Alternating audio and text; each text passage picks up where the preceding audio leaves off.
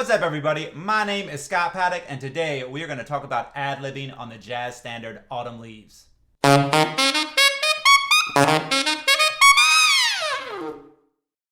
Today I'm going to show you how I would approach ad-libbing on the jazz standard Autumn Leaves.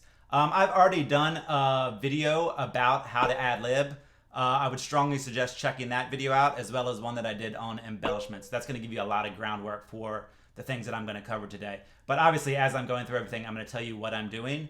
But if you already know what my 4 rules for ad-libbing are, as well as the 4 embellishments that I use, or that I showed in that video, that will really make things easier. So this is my first video of doing approaching the standards with ad-libbing. So if you like this, hit me with a thumbs up, subscribe to my channel, leave me a comment, tell me what other songs you'd like me to ad-lib on. This is kind of the trial version of this. If it goes well, I'll keep doing more of them. Okay, so since I'm going to be ad-libbing on this song today, every time I play it, it's probably going to be a little bit different because I'm not coming up with an arrangement. Arrangement is when you come up with a certain way to play it. Ad-libbing is when you just play it a little bit different every time. So we're going to be doing the ad-libbing approach, and I'm going to show you a couple things that I would do and how I would approach this. Okay, to start off, we are going to be doing Autumn Leaves in the key of G minor. So for the alto saxophone players, that is E minor. For the tenor players, that is A minor, and for the C instruments, that is G minor. All right, so let's get started with this first phrase. The first phrase, as written, sounds like this, which is kind of boring. There's nothing really going on. It's just some quarter notes and a long note. So the first thing we're going to do is repeat some notes. We're going to start off repeating the very first note, which is the E. So that already gives you some motion. So you can repeat any of those 3 starting notes. The whole idea behind Autumn Leaves, like the little riff that keeps coming up, are 3/4 notes, which are 2, 3, 4, and then 1. 2, 3, 4, a long note, 2, 3, 4, a long note, 2, 3, 4, a long note. That pattern repeats throughout the song. So we can repeat any of these quarter notes and they're going to sound good. So let's start off repeating the first one. We're going to repeat the E. Or you can repeat the F sharp. Or the G. And of course we could also repeat the C. So any of those notes are going to sound fine if you repeat them. Since we have this phrase that repeats over and over, the 2, 3, 4, 1, I would suggest picking different notes to repeat. Sometimes repeat the 2, sometimes the 3, sometimes the 4, meaning the beats in the measure, beat 2, beat 3, or beat 4. And on that long note, we can scoop on it, we can turn on it, we can do all kinds of stuff. So the way I would play this first phrase is, so I'm repeating the E and then I'm scooping the E. Just a scoop down in the middle. Then from there, we have the same phrase, just different notes. So that one, I like to repeat again, one of those first 3 notes. And then with the B, the long note, I go up to a chord tone, which is a D. So I go B to D.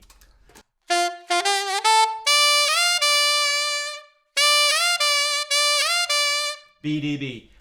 Chord tones almost always work when you're trying to figure out what notes to add. Chord tones and neighbor tones are your friend when it comes to ad-libbing.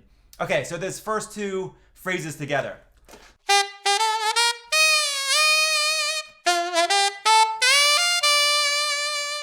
Now, our next phrase is very similar. It's 2, 3, 4, which are quarter notes, up to a long note again. So this time, I'm going to repeat one of the quarter notes. It doesn't matter which one. Probably not the one that you repeated the last 2 times. And then I'm going to do a glissando, or a rip, a chromatic rip into the A, the long note. So I'm going from the E to the A. So let's put those first 3 phrases together.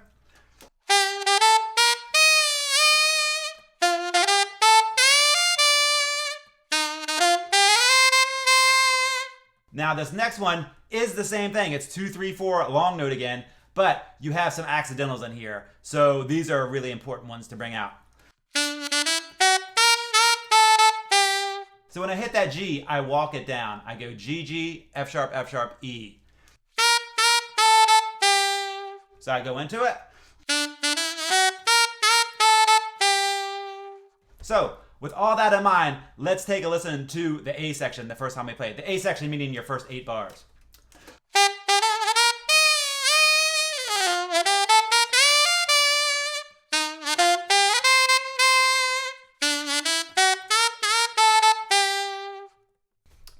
here's a different way to play it. When you're ad-libbing again, you don't want to come up with an arrangement. You want to come up with just a different way to play it each time. And now, obviously, you're not going to switch everything up every time, and you're going to find phrases and things that you like to do that make sense and that you're going to repeat. But in general, when you're ad-libbing, you want to be able to change it up a little bit every time.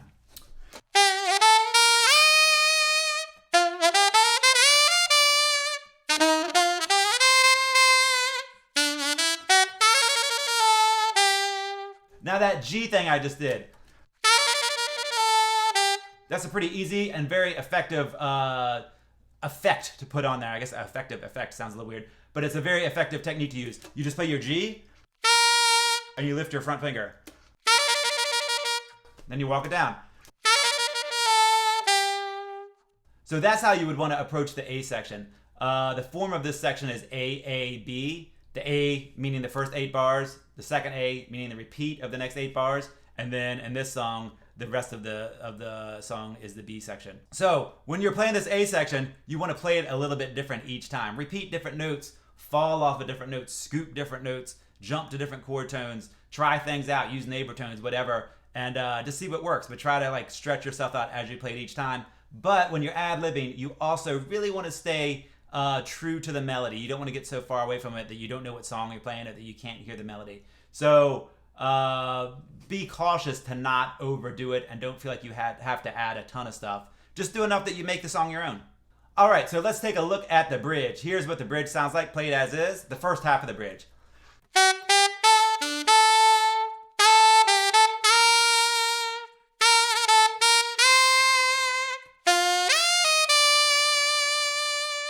So if you're going to ad-lib on this one, we would change the rhythm up a little bit. So we're going to make some notes longer, some notes shorter. We would repeat notes, and especially on those long notes, we would give it a lot of life by repeating those notes or maybe adding some notes to it. So here's the first phrase.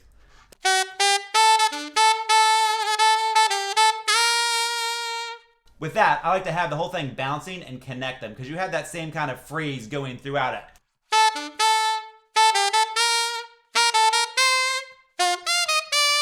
So you have that kind of 2, 3, 4 feeling that you had in the A section also, but it's not just ascending up in the scale like it was before.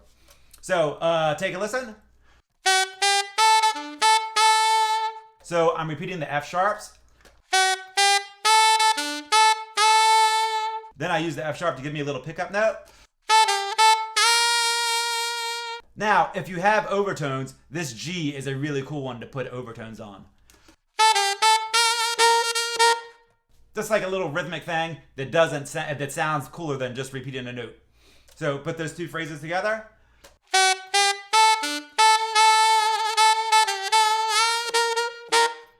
Then it continues to ascend from there.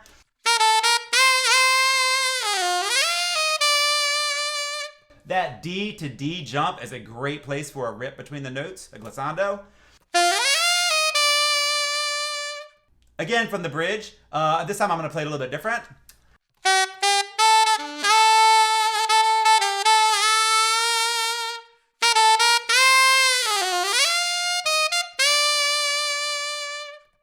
So another embellishment that I use a lot are grace notes.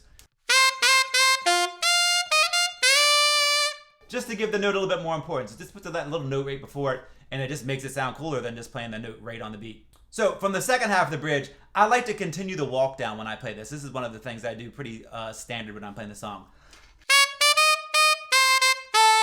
So that's the first part of it. Then I continue that on the next chord.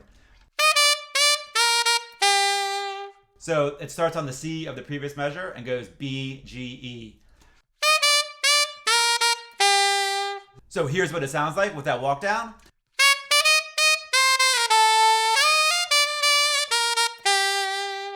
And then to close it out, I just follow the form here.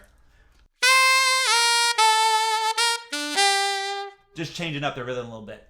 Because it has those pickups, if you are going to repeat it, you want to make sure you leave yourself plenty of room, so don't add a ton to it. And if you're not going to do the pickups, you're going to go into solo, that's your solo break. So take a listen to the whole walk down.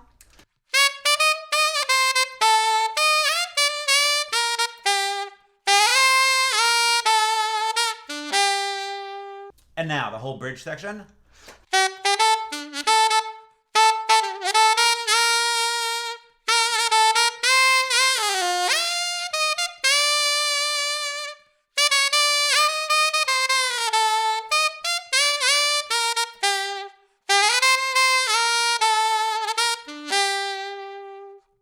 And that is a great way to start looking and approaching your ad-libbing on Autumn Leaves. Take that motive that goes throughout the whole song, which is the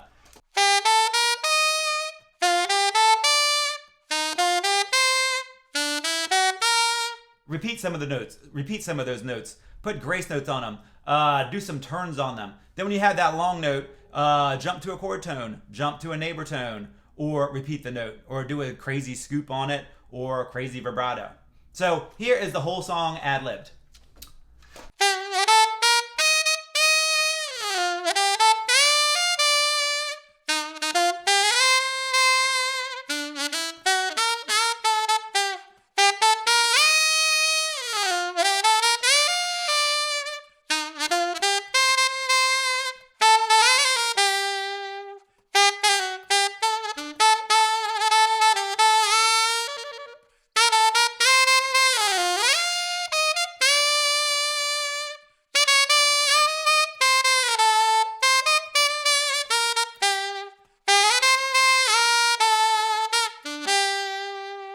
Thanks for taking the time to check this video out. I really hope that you found it useful and it's going to help you to ad-lib on Autumn Leaves. And you can use these little techniques on any song that you ad-lib on, but we just did it specific to Autumn Leaves today. If you did enjoy this, I'd really appreciate it if you'd subscribe to my channel, give me a thumbs up, share it with your friends, and hit me with a comment if you have any questions or suggestions. Thanks a lot.